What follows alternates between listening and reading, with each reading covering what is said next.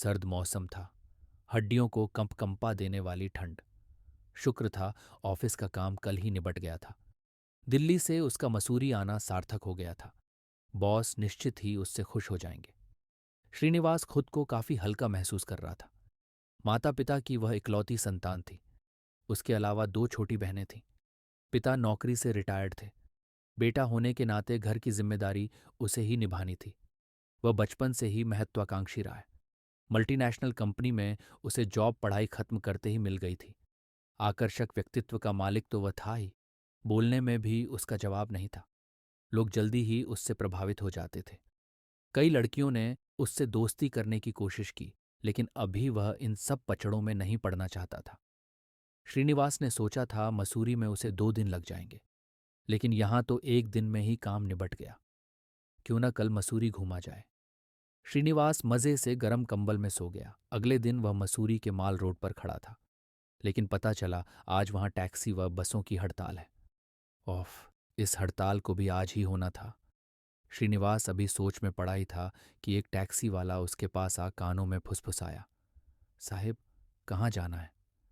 अरे भाई, मसूरी घूमना था, लेकिन इस हड़ताल को भी आज होना था। कोई दिक्कत नहीं साहब, अपनी टैक्सी है ना। इस हड़ताल के चक्कर में अपनी वॉट लग जाती है। सर जी, हम आपको घुमाने ले चलते हैं, लेकिन आपको एक मैडम के साथ टैक्सी शेयर करनी होगी। वे भी मसूरी घूमना चाहती हैं। आपको कोई दिक्कत तो नहीं? ड्राइवर बोला। कोई चारा भी तो नहीं? चलो, कहाँ है टैक्सी? ड्राइवर ने दूर खड़ी टैक्सी के पास खड़ी लड़की की ओर इशारा किया। श्रीनिवास ड्राइवर के साथ चल पड़ा। हेलो, मैं श्रीनिवास, दिल्ली से। हेलो, मैं मनामी, लखनऊ से। मैडम, आज मसूरी में हम दो अनजानों को टैक्सी शेयर करना है। आप कंफर्टेबल तो रहेंगी ना? आ, हाँ, थोड़ा अनकंफर्टेबल लग तो रहा है, पर इट्स ओके। इतने छोटे से परिचय के साथ गाड़ी में बैठते ही ड्राइवर ने बताया, सर, मसूरी से लगभग 30 किलोमीटर दूर टिहरी जाने वाली रोड पर शांत और खूबसूरत जगह धनोल्टी है। आज सुबह से ही वहाँ बर्फबारी हो रही है। क्या आप लोग वहाँ जाकर बर्फ का मजा लेना चाहेंगे? मैंने एक प्रश्नवाचक निगाह मनामी पर डाली तो उसकी भी निगाह मेरी तरफ ही थी। दोनों की मौन स्वीकृति से ही मैंने ड्राइवर को धनोल्टी चलने को हाँ कह दिया। गूगल से ही थोड़ा बहुत मसूरी और धनोल्टी के बारे में जाना था। आज प्रत्यक्ष रूप से देखने का पहली बार मौका मिला है। मन बहुत ही कुतूहल से भरा था। खूबसूरत कटावदार पहाड़ी रास्ते पर हमारी टैक्सी दौड़ रही थी। एक एक पहाड़ की चढ़ाई वाला रास्ता बहुत ही रोमांचकारी लग रहा था। बगल में बैठी मनामी को लेकर मेरे मन में कई सवाल उठ रहे थे। मन हो रहा था कि पूछूं कि यहाँ किस सिलसिले में आई हो, अकेली क्यों हो, लेकिन किसी अनजान लड़की से एकदम से ये सब पूछने की हिम्मत नहीं जुटा पा रहा था। मनामी की गहरी बड़ी बड़ी आंखें उसे और भी खूबसूरत बना रही थीं। न चाहते हुए भी मेरी नज़रें बार बार उसकी तरफ उठ जातीं। मैं और मनामी बीच बीच में थोड़ा बातें करते हुए मसूरी के अनुपम सौंदर्य को निहार रहे थे। हमारी गाड़ी कब एक पहाड़ से दूसरे पहाड़ पर पहुंच गई, पता ही नहीं चल रहा था। कभी कभी जब गाड़ी को हल्का सा ब्रेक लगता और हम लोगों की नज़रें खिड़की से नीचे जातीं, तो गहरी खाई देखकर दोनों की सांसें थम जातीं। लगता कि जरा सी चूक हुई तो बस काम तमाम हो जाएगा। जिंदगी में आदमी भले कितनी भी ऊंचाई पर क्यों ना हो, पर नीचे देखकर गिरने का जो डर होता है, उसका पहली बार एहसास हो रहा था। अरे भाई ड्राइवर साहब, धीरे, जरा संभल कर। मनामी मौन तोड़ते हुए बोली। मैडम, आप परेशान मत होइए, गाड़ी पर पूरा कंट्रोल है मेरा। अच्छा सर जी, यहाँ थोड़ी देर के लिए गाड़ी रोकता हूँ। यहाँ से चारों तरफ का काफी सुंदर दृश्य दिखता है। बचपन में पढ़ते थे कि मसूरी पहाड़ों की रानी कहलाती है। आज वास्तविकता देखने का मौका मिला। गाड़ी से बाहर निकलते ही हाड़ कंपा देने वाली ठंड का एहसास हुआ। चारों तरफ से धुएं जैसे उड़ते हुए कोहरे को देखने से लग रहा था मानो हम बादलों के बीच खड़े होकर आंख मिचौली खेल रहे हों। दूरबीन से चारों तरफ नजर दौड़ाई तो सोचने लगे, कहाँ थे हम और कहाँ पहुंच गए। अभी तक शांत सी रहने वाली मनामी धीरे से बोल उठी, इस ठंड में यदि एक कप चाय मिल जाती तो अच्छा रहता। चलिए, पास में ही एक चाय का स्टॉल दिख रहा है, वहीं चाय पी जाए। मैं मनामी से बोला। हाथ में गरम दस्ताने पहनने के बावजूद चाय के प्याले की थोड़ी सी गर्माहट भी काफी सुकून दे रही थी। मसूरी के अप्रतिम सौंदर्य को अपने अपने कैमरों में कैद करते हुए जैसे ही हमारी गाड़ी धनोल्टी के नज़दीक पहुंचने लगी, वैसे ही हमारी बर्फबारी देखने की आकुलता बढ़ने लगी। चारों तरफ देवदार के ऊंचे ऊंचे पेड़ दिखने लगे थे, जो बर्फ से आच्छादित थे। पहाड़ों पर ऐसा लगता था जैसे किसी ने सफ़ेद चादर ओढ़ा दी हो। पहाड़ एकदम सफ़ेद लग रहे थे। पहाड़ों की ढलान पर काफ़ी फिसलन होने लगी थी। बर्फ गिरने की वजह से कुछ भी साफ साफ नहीं दिखाई दे रहा था। कुछ ही देर में ऐसा लगने लगा मानो सारे पहाड़ों को प्रकृति ने सफ़ेद रंग से रंग दिया हो। देवदार के वृक्षों के ऊपर बर्फ जमी पड़ी थी, जो मोतियों की तरह अप्रतिम आभा बिखेर रही थी।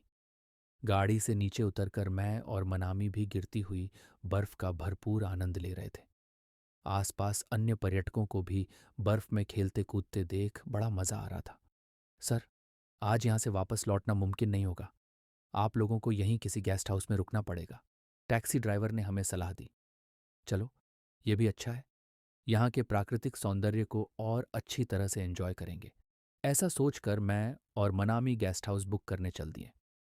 सर, गेस्ट हाउस में इस वक्त एक ही कमरा खाली है। अचानक बर्फबारी हो जाने से यात्रियों की संख्या बढ़ गई है। आप दोनों को एक ही रूम शेयर करना पड़ेगा, ड्राइवर ने कहा। क्या? Room share? दोनों की निगाहें प्रश्न भरी होकर एक दूसरे पर टिक गईं।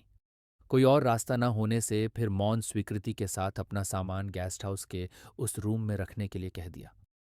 गेस्ट हाउस का वह कमरा खासा बड़ा था। डबल बेड लगा हुआ था। इसे मेरे संस्कार कह लो या अंदर का डर। मैंने मनामी से कहा, ऐसा करते हैं, बेड अलग अलग कर बीच में टेबल लगा लेते हैं। मनामी ने भी अपनी मौन सहमति दे दी। हम दोनों अपने अपने बेड पर बैठे थे। नींद न मेरी आंखों में थी न मनामी की।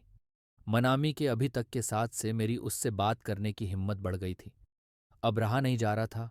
बोल पड़ा, तुम यहाँ मसूरी क्या करने आई हो? मनामी भी शायद अब तक मुझसे सहज हो गई थी। बोली, मैं दिल्ली में रहती हूँ। अच्छा, दिल्ली में कहाँ? सरोजनी नगर। अरे, व्हाट ए कोइंसिडेंट। मैं आईएनए में रहता हूँ। मैंने हाल ही में पढ़ाई कंप्लीट की है। 2 और छोटी बहनें हैं। पापा रहे नहीं। मम्मी के कंधों पर ही हम बहनों का भार है। सोचती थी जैसे ही पढ़ाई पूरी हो जाएगी मम्मी का भार कम करने की कोशिश करूंगी, लेकिन लगता है अभी वह वक्त नहीं आया। दिल्ली में जॉब के लिए इंटरव्यू दिया था। उन्होंने सेकंड इंटरव्यू के लिए मुझे मसूरी भेजा है। वैसे तो मेरा सिलेक्शन हो गया है, लेकिन कंपनी के टर्म्स एंड कंडीशंस मुझे ठीक नहीं लग रही। समझ नहीं आ रहा क्या करूं। इसमें इतना घबराने या सोचने की क्या बात है। जॉब पसंद नहीं आ रही तो मत करो। तुम्हारे अंदर काबिलियत है तो जॉब दूसरी जगह मिल ही जाएगी। वैसे मेरी कंपनी में अभी न्यू वैकेंसी निकली है। तुम कहो तो तुम्हारे लिए कोशिश करूं। सच? मैं अपना सीवी तुम्हें मेल कर दूंगी। शायद वक्त ने हमें मिलाया इसलिए हो कि मैं तुम्हारे काम आ सकूं। श्रीनिवास के मुंह से अचानक निकल गया। मनामी ने एक नज़र श्रीकांत की तरफ फेरी, फिर मुस्कुराकर निगाहें झुका लीं। श्रीनिवास का मन हुआ कि ठंड से कंपकंपाते हुए मनामी के हाथों को अपने हाथों में ले ले, लेकिन मनामी कुछ गलत न समझ ले। ये सोच रुक गया। फिर कुछ सोचता हुआ कमरे से बाहर चला गया। सर्द भरी रात।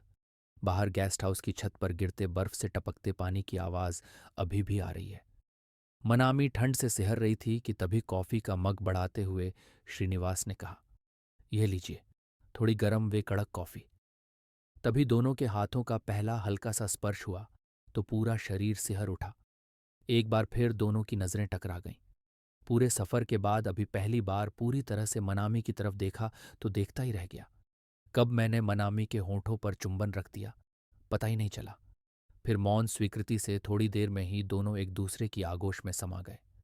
सांसों की गर्माहट से बाहर की ठंड से राहत महसूस होने लगी। इस बीच मैं और मनामी एक दूसरे को पूरी तरह कब समर्पित हो गए, पता ही नहीं चला।